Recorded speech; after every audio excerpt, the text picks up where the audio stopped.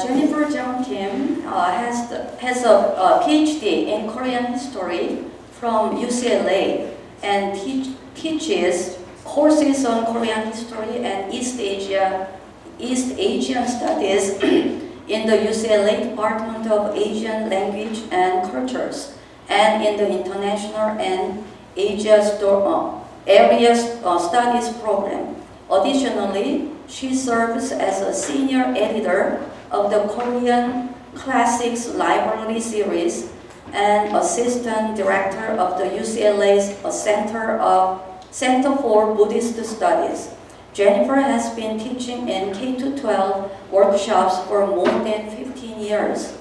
She is also a parent of rising senior in the LAUSD system and is an avid volunteer in the speech and debate circuit. Thank you. Thank you very much. I'm really glad that, actually, it's not on, but, oh, I was told that you should keep that and I should use this. But, okay. Okay, let's see, I see one familiar face, Ms. Helen Kung from North Hollywood High School, where my son goes back. He had Ms. Kung this past year. And is there anybody else I know? It's wonderful to be here, and thank you for letting me start early because there's so much to cover my next two talks, and really glad to be here.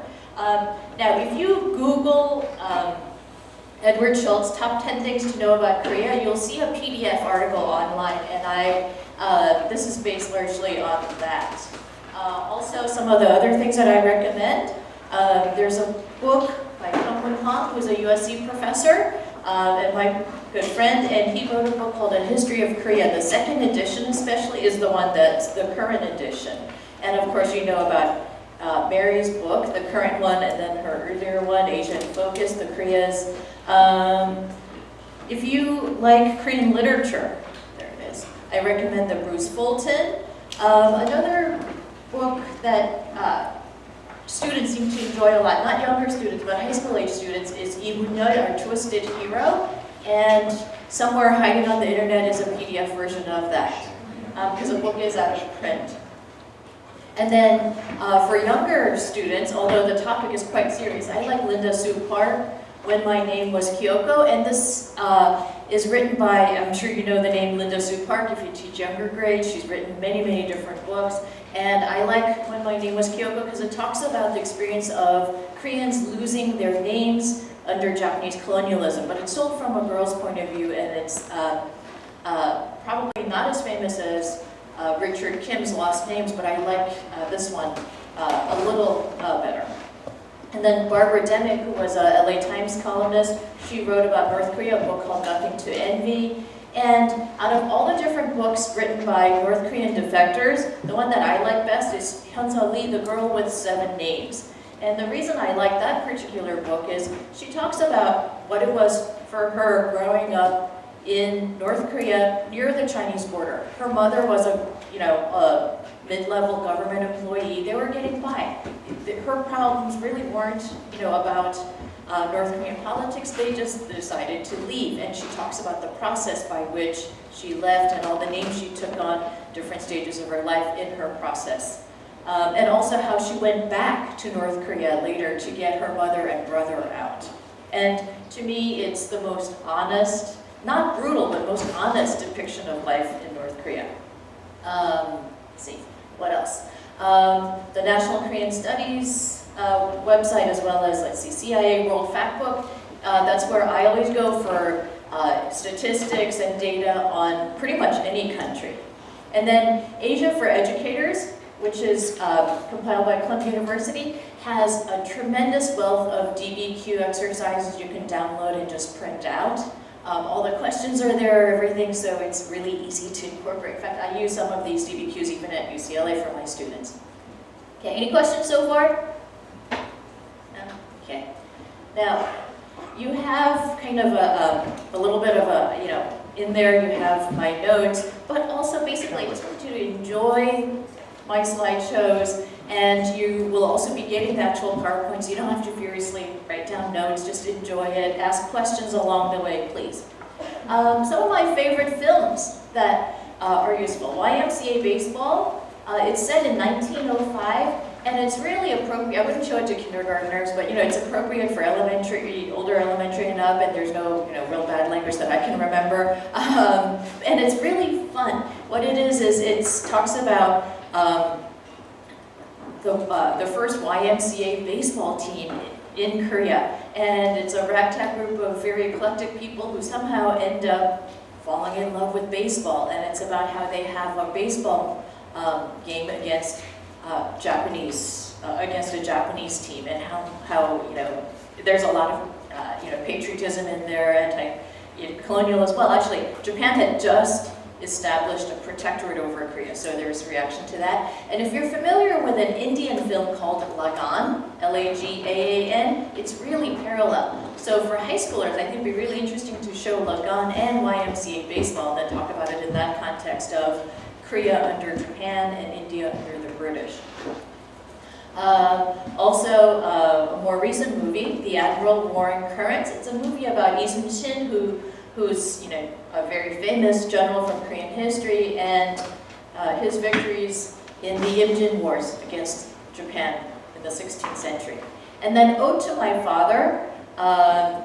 It shows Korean history from 1950 all the way to the present. It's funny, it's heartwarming, it makes you cry and laugh minutes apart. I definitely recommend that one as well.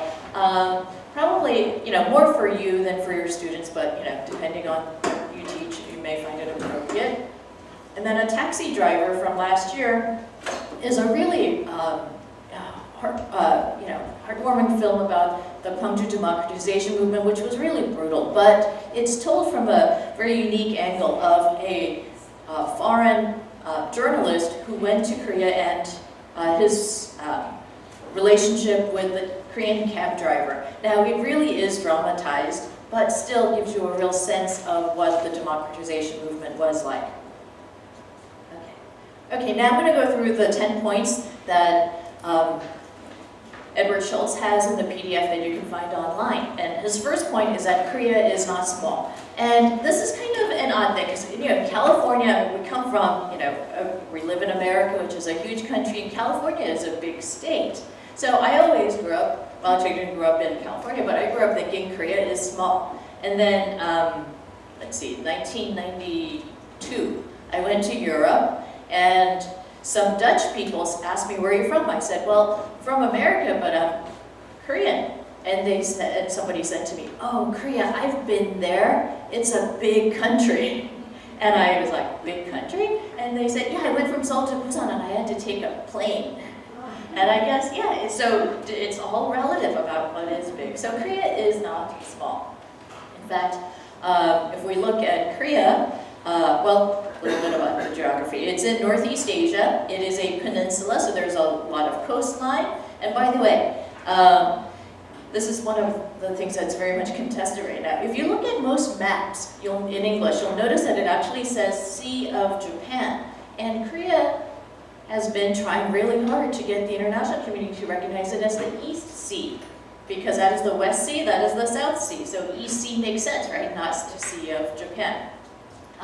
Korea has 4 distinct seasons, and right now they are about to enter their monsoon season, which makes it hot and humid. We are so lucky to live in Los Angeles. If you don't live in Los Angeles, well, welcome anyway. And make sure you carry a sweater for the evenings. And Korea is very mountainous.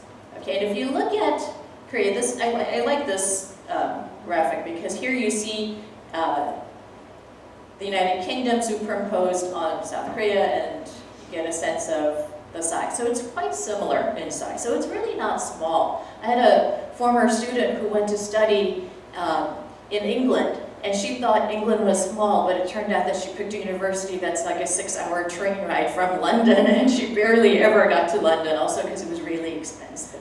Is California bigger than South Korea? Oh yeah, much. So there are more than 51 million, in fact, actually South Korea is about the size of Indiana, I think.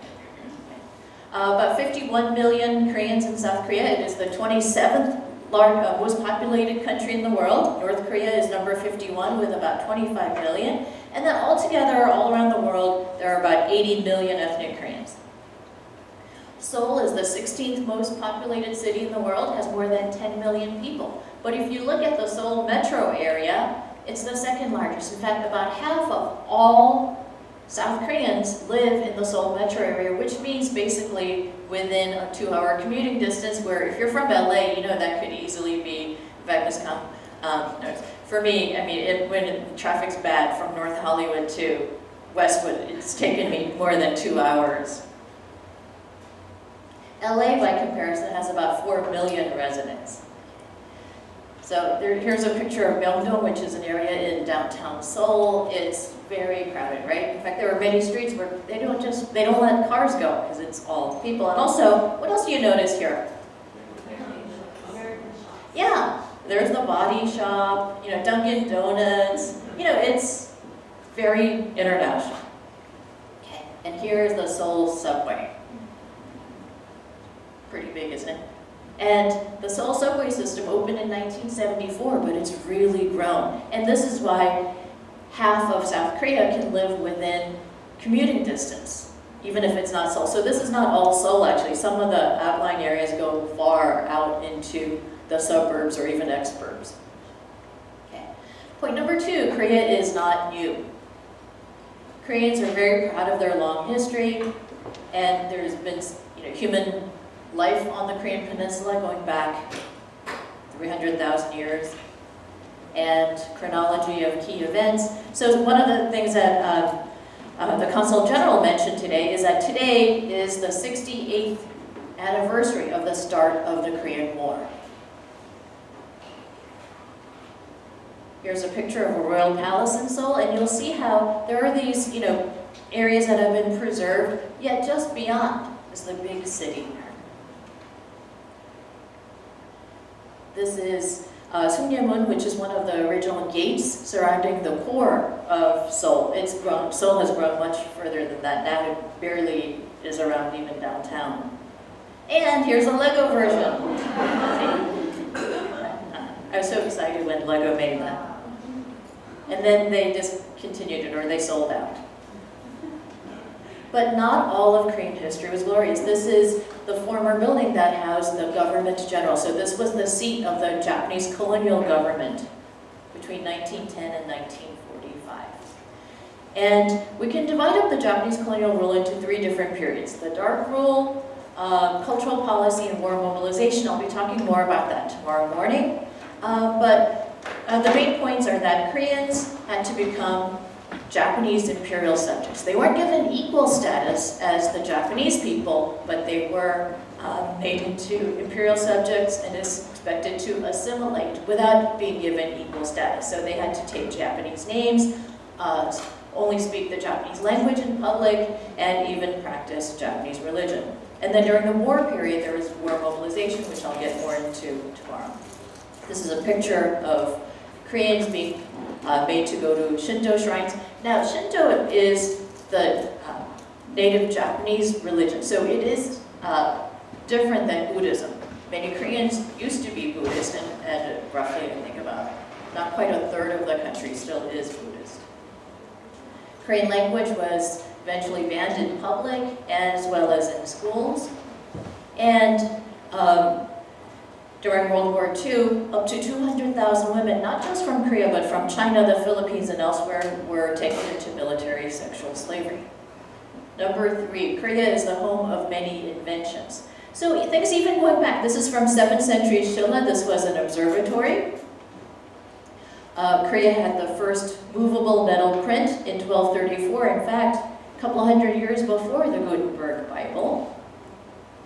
This was an ironclad turtle boat, they call them turtle boats because of the way they looked, and used in the tail end of the Imjin Wars. Number 4, Koreans have a passion for nature. So Koreans love nature, and people like going, to the mountains and other places, and a lot of it also has to do with harmony, their appreciation for nature, and the aesthetic sense that's rooted in nature.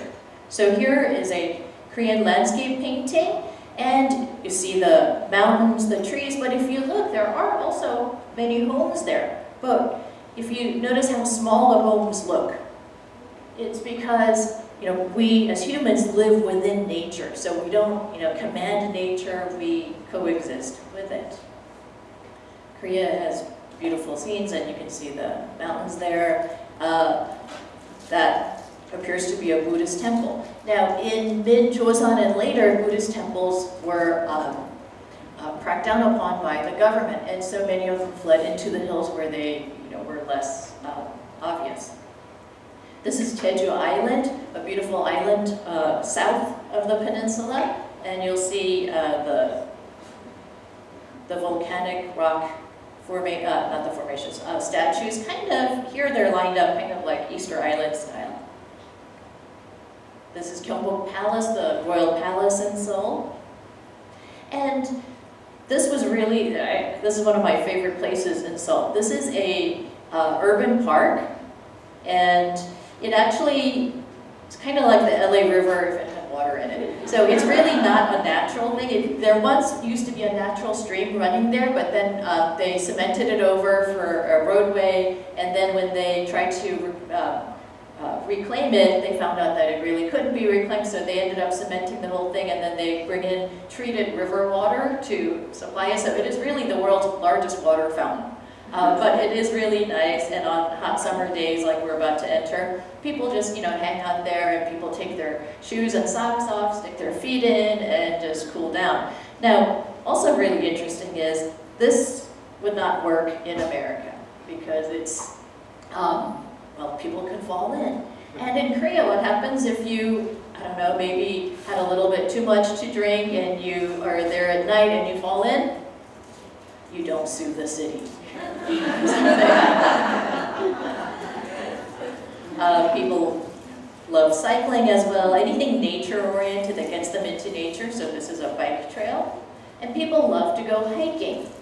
This is a big thing, so not just young people, but older people who have more time, they go hiking in the mountains. Number 5, you can still see Confucianism in action on the Korean peninsula. Now, education is very important. That's part of the Confucian tradition, but also the education system in Korea is not perfect. Problem is, it really stresses exams and grades, and they don't emphasize creative thinking. In fact, this is one of the things I have many students who went to high school in Korea. They come as international students, and I try to get them to think critically and write papers where they're critical. And they have such a hard time with that. They said, and what they want to do is just give me a lot of information. And I say, no, that might have worked in 4th grade, but we don't do that at the college level. You have to think critically. And they have a real hard time with that. And also formulaically well-rounded children. So, for example, if a child says, I really want to learn the drums, that probably won't work. They have to start with piano. Everybody starts with piano. They can move on from there to violin maybe, or the flute or whatever, but everybody starts with piano. Now, Confucianism has been in Korea about as long as Buddhism. So, more than 2,000 years. And Confucianism really had a more, practical, ideological aspect. It's not a religion, it's an ideology. And it was about ordering government, ordering society. It's about, harmony. It's about this world, whereas Buddhism was about, the future, reincarnation, or about finding nirvana. Confucianism very much was about this life. And it really became more prominent in Korea from the 17th century, although it came in much, much earlier. Now this is a picture. Does anybody know what this is? Probably some can guess. What do you think this table setup is? Yep, it's Taesa, which is the ancestor memorial service. So this is their tablet, and all of this is codified as to what kind of food you should have and where everything is laid out. That's the incense. And you do this, for example, on their birthday or to mark the anniversary of their death. And bowing. Now, one of the things about Confucianism is the sincere practice of rituals. So even bowing is something that you don't do half-heartedly, you really have to do sincerely. Okay. And teachers in South Korea, this is actually a few years old, but I think it's probably about the way you might expect. Nearly all kindergarten teachers are female, and then increasingly fewer as we get into the higher levels. Now, as of 2007, I unfortunately don't have anything more current, average public school teacher with 15 years of experience made more than double of the GDP. So in South Korea, if you can become a public school teacher, your pension is going to be pretty good. In fact, if a couple, they're both retired school teachers, their pension is going to be comfortable.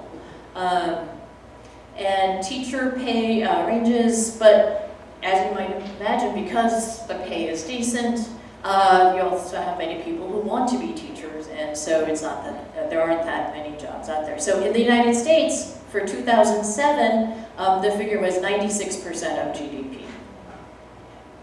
And number 6, this is so important, and my Chinese international students often have a hard time with this, that Korea is not a copy of China. Now, many things went from China to Korea to Japan. However, there really was a lot of exchange of ideas. And although China was a role model, Koreans adapted it and changed it to one that was distinctly Korean. Buddhism is really has an important place in Korean history, and it impacted government, society, and the arts. And Korean monks didn't just receive it, they did a lot of thinking and writing about Buddhism, and then they shared their books with Buddhists throughout the world. In fact, in Tibet, there was a very famous monk who actually was a Korean monk who went to Tibet, settled there, took on a Tibetan name. Okay. This is an 81,258 block set of woodblock printing, and this is really significant because back in the 11th century when it was originally carved, they carved every known Buddhist text available into these 81,000 blocks. And then they did it to show devotion to the Buddha and to ask for protection against the Khitan invasions, which the Khitans ended up being repelled. But the Mongols came in the 13th century and destroyed the original set, so the monks went back to carving a whole new set. This is Hongguram, I think one of the most beautiful Buddha statues in Korea. This is from 751, and the scientific studies of this is amazing, you know, in terms of what they found about the proportions. It's really beautiful. The Purguk temple also began in Shilla. And what's interesting, I like this picture because you see monks as well as Catholic nuns right there.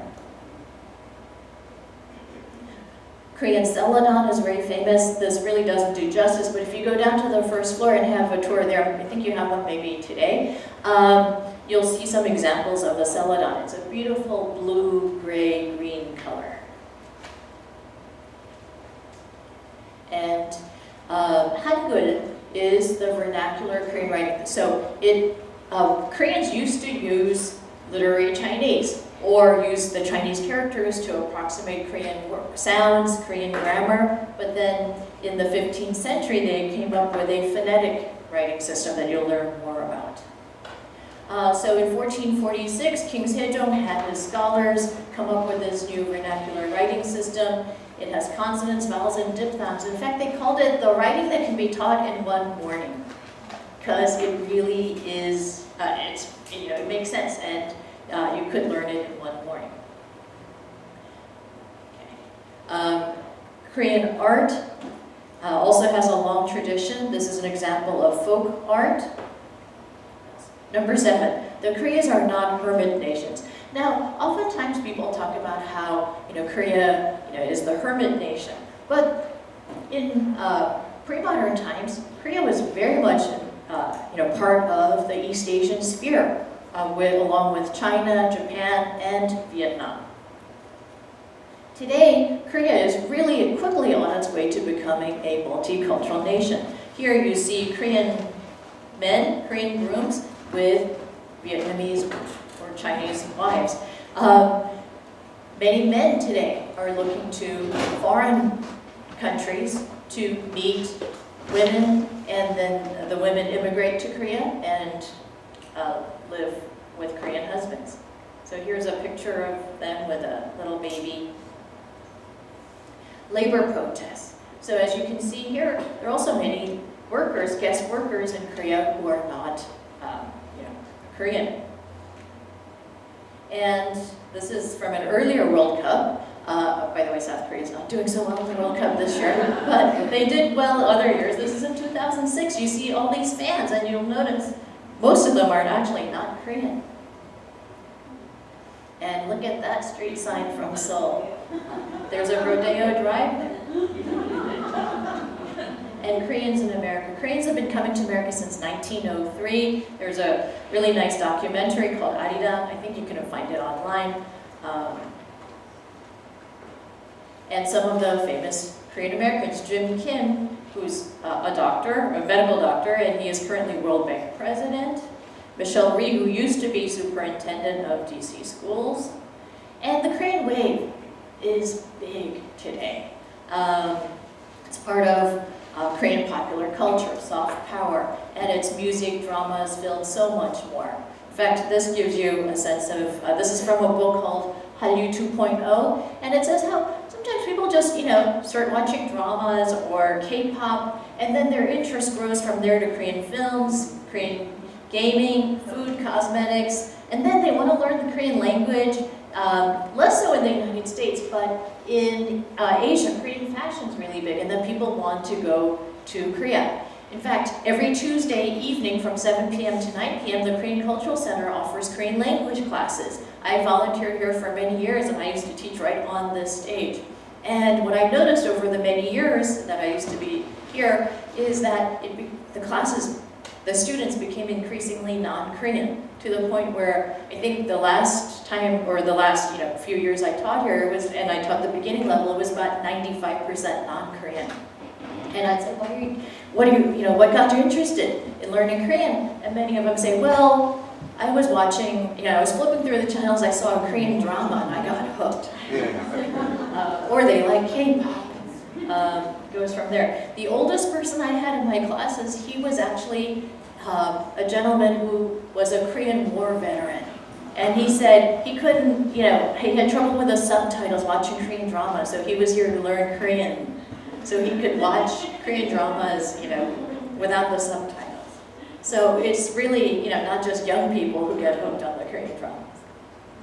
K-pop is a huge worldwide phenomenon, and the big three management companies, JYP, SM, and YG, used to once control the whole scene. Big Hit is BTS's management company, and they've broken through. They also have, I think, one more band now. But if you have BTS, you really need anybody else. I'm sure everybody remembers Gangnam Style. But some of the other bands that are really popular right now. Twice, anybody know Twice?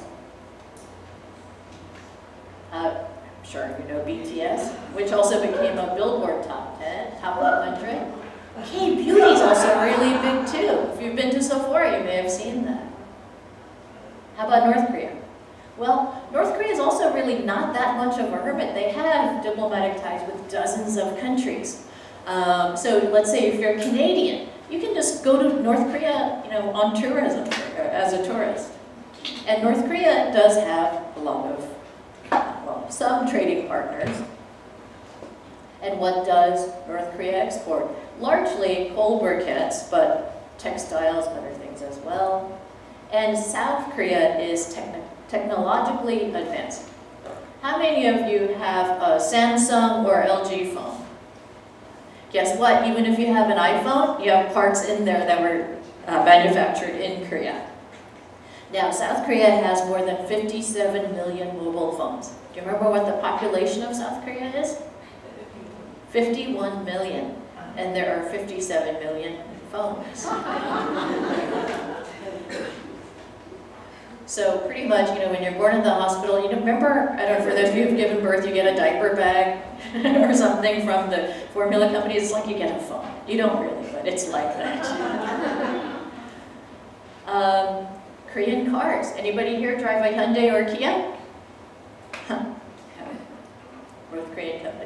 Now, Hyundai Shipbuilding is actually the second largest shipbuilding company in the world.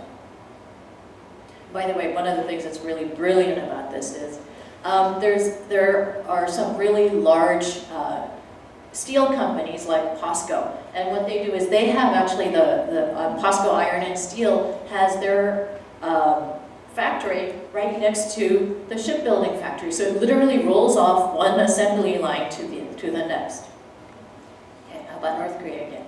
Well, they have that. By the way, I just learned something interesting last week, that you see these parades like this, we see pictures of it, but that this is really just a very small part of a big North Korean parade. That the military thing is just one aspect, that they actually, in these parades, showcase a lot of other North Korean things, but this is what we see on the news. And we know that North Korea is a nuclear power. Last nuclear test was in September 2017. They, last year, announced that they have a hydrogen bomb. And we know that they've also developed their ICBM. So I'll be talking more about North Korea tomorrow. Point number 9, the Korean peninsula cannot be ignored. It is geopolitically important. It borders China and Russia to the north. In fact, it's got about a 10-mile border with, North Korea has about a 10-mile border with Russia. Japan is only 130 miles away, which is why, North Korea, whenever they do their missile testing, it's always headed toward, Japan and the United States. Seoul is only 35 miles from North Korea. And today, South Korea is a world leader, economically, technologically, and culturally. The South Korean economy is about the 14th largest in the world, and the GDP, purchasing power parity, is about 38,000, huge exports and imports. How about North Korea? Well, North Korea is, as you can see, much smaller. Their GDP per capita is also much smaller. Their exports and imports are also on a very different scale. But all of that may be about to change because, you saw the summit on June 12th. In fact, Kim Jong-un, obviously, they now are a nuclear power, they've got ICBMs, they've got all these other things, the hydrogen bomb, and now he's really, as he said in his January address, he is looking to develop North Korea economically. So he's willing to, or so he says, make concessions in order to change North Korea. So here's another picture from North Korea. Now, again, if you remember the news from earlier this month, one of the things they were saying is we can't forget what North Korea is really like.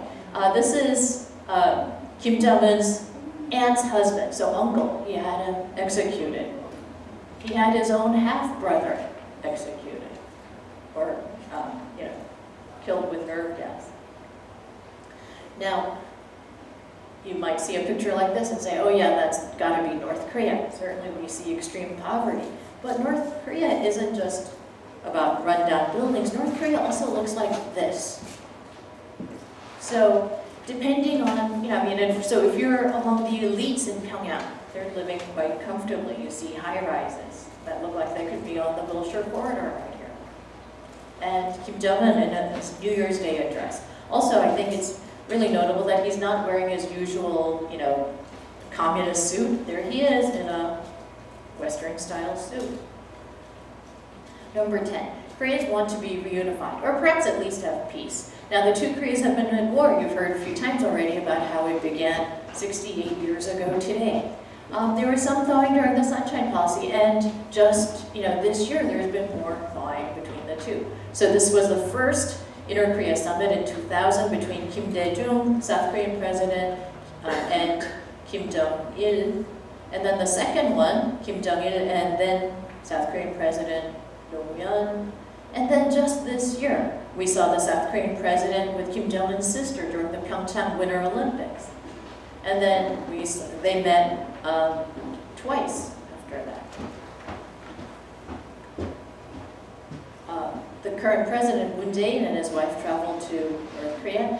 And it's also really interesting that Kim Jong-un is not only young and was educated partly in Switzerland, that, you know, he does have a very different image. He's not as reclusive as his father was. In fact, he's much more like his grandfather in terms of, you know, how he wants to be seen. And there he is with his wife.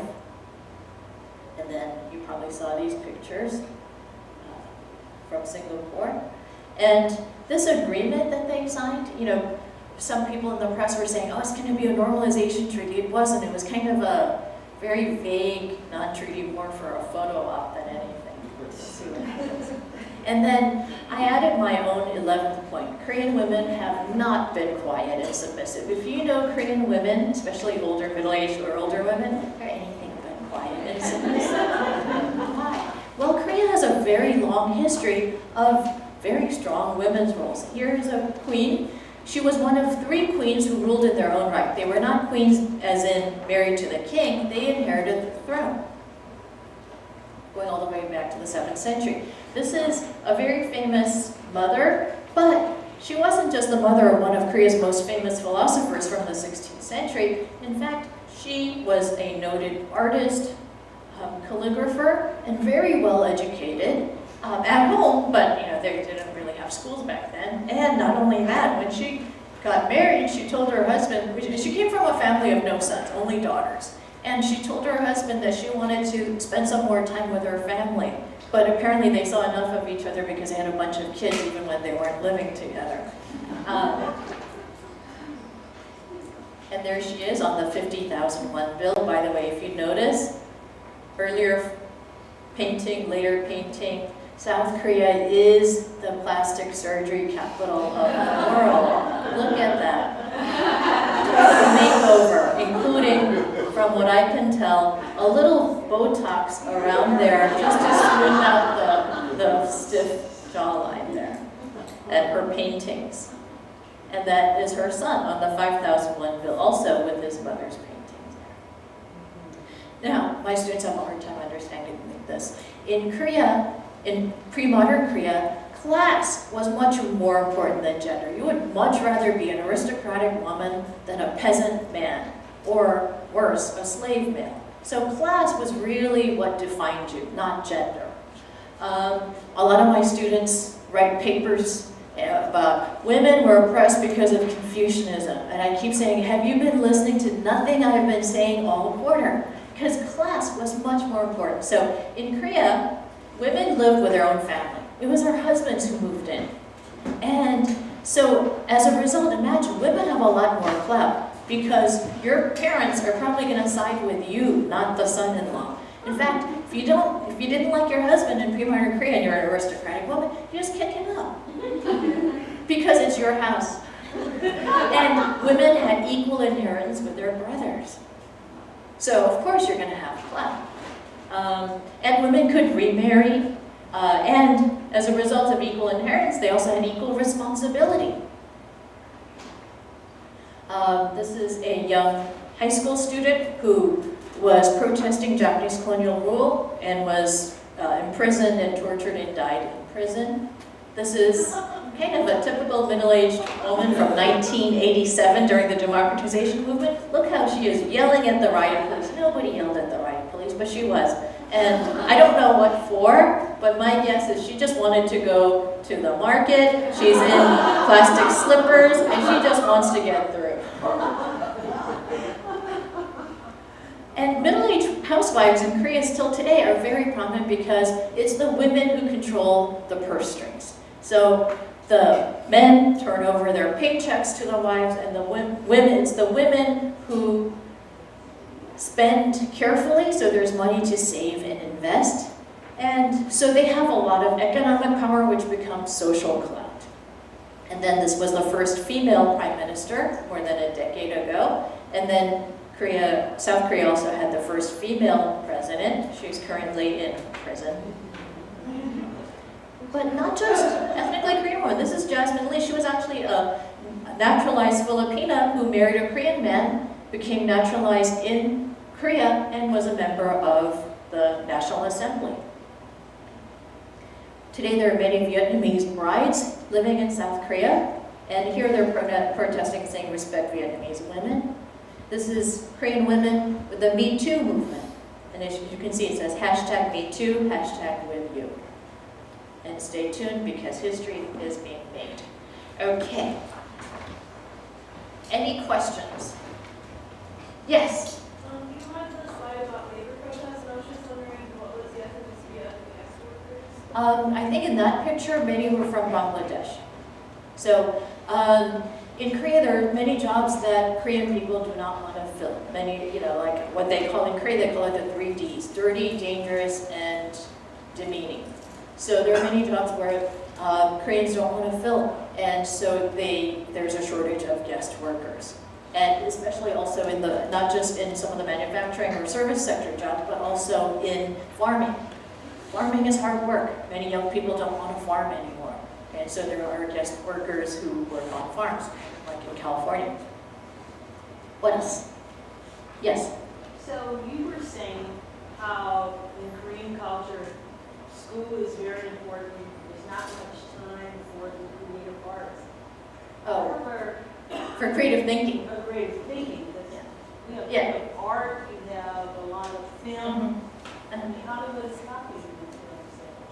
Yeah, that is a disconnect, isn't it? I would say, certainly, in terms of, the creative enterprise, there's that. But in terms of, more free thinking, creative thinking, like students, aren't used to doing a lot of, writing, like we have. Yes, yes. They ask me, what do you want me to write about? What do you want me to write? Like, I want you to give me your informed opinion. And that's something difficult. If it helps, I studied abroad in Korea for Oh, 6 you months, did? and nobody asks questions in class. Not at all. Yes. Like you don't, like the teacher gives you knowledge, you accept the knowledge, and you hold it inside.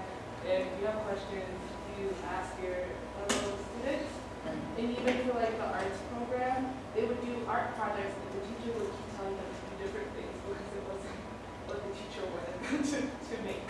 Yeah. So it's kind of that like the deeper kind of Yeah. creative thinking where Mhm. like Yeah. No, I think that's a really good point.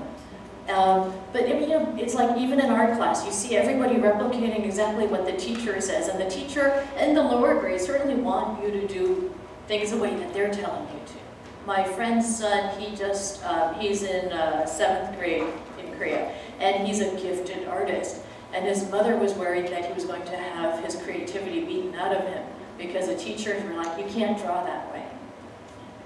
I have that issue with some of my international students, that they come over here and they try to interact with other students, but they just keep to themselves. They don't even ask questions to the classroom. They find it really hard to ask questions, like you're putting the teacher down. Yeah. I had, I have students emailing me right now about their spring quarter grades, and they say, I got a 16 out of 20 on participation. I was there every day. And I said, it's participation, not attendance. And basically, I had students who, I know their name, but I can't really match it up to a face because they never spoke. If they speak, I always ask, what's your name, until I learn their name. Isn't there a big issue going on with foreign women marrying Korean men with abuse Yes. treatment? Yeah, one of the difficulties is, that they're expected to assimilate, not acculturate, but assimilate. They want them to learn Korean language, Korean cooking, and become Korean wives. But, that's not easy to give up, your own ethnic heritage and culture. And so there are many problems, also because of the language barrier between, husband and wife. Often there's a lot of miscommunication or misunderstanding. So it is a problem. There are more and more groups that are working to help women. And one of the things the South Korean government did is now if you want a fiancé visa to go to Korea, you have to have a certain level of Korean language competency. And so they're made to do that, but I'm still not convinced that that's really the best way to, form a multicultural society. I have a student who was teaching, a former student, a graduate of UCLA, who went to teach English in Korea. He was teaching at a rural elementary school. And what's interesting is, once used to be a bustling town with a big, like three-story elementary school, but the population of young people has dwindled. So the entire elementary school had like 25 students from K through 6. Yet they didn't close down the school. and consolidate across like 3 towns. Instead, every town still has its own elementary school with a principal, an assistant principal, and teachers for every grade. You know, that did not happen here. Just amazing. This is a public school, and he was on the payroll to be the English teacher. And with 20-something students, and he said many of the moms were actually, you know, foreign born. And so because he spoke English, the moms who spoke English, you know, really love parent-teacher night. Yes? I don't know if I got the figure right. How many Koreans living abroad? 51 plus 25, about 4 million, 4 or 5 million. Can you say something about it? I know there's some in Central Asia. They're everywhere. Everywhere. United States, Japan, China. They're everywhere. I went to a seminar and they invite Koreans from all over the world and they're from like Guam, Hongdae, Oksan, they're everywhere. Yeah. Some of them were forcibly relocated during Japanese occupation. Others, you know, migrated on their own. In the 1960s, South Korea encouraged Koreans to emigrate to Brazil. And so there's a sizable community. And many of those Koreans who went to Brazil then moved on to other countries as well. So there's been a lot of multiple migrations. I had Korean students from Mexico. Yes. Yeah. In fact, some of the, I think it was in 1904, 1903, or somewhere around 1904, there was a shipload of Koreans who went to the Yucatan Peninsula as workers, and then when Korea fell under Japanese rule, they didn't want to go back, they stayed on. Their descendants are still, you know, in Mexico, and every so often you see like a Ferdinand Kim. And for the 100th anniversary, the South Korean government tried to find many of the descendants, and they gave them free trips to Korea so they would learn about their mother culture. Honestly, it was a little too foreign for them. And then somebody locally came up with this idea, let's bring them to LA. And that was a huge success because, you know, LA is such a you know, intersection of both Korea and America, and also they could get by speaking Spanish. Any other questions? Okay. Do we give them a 5-minute break, or do you want to go through? Okay, we'll give them a quick break. We will have 5-minute break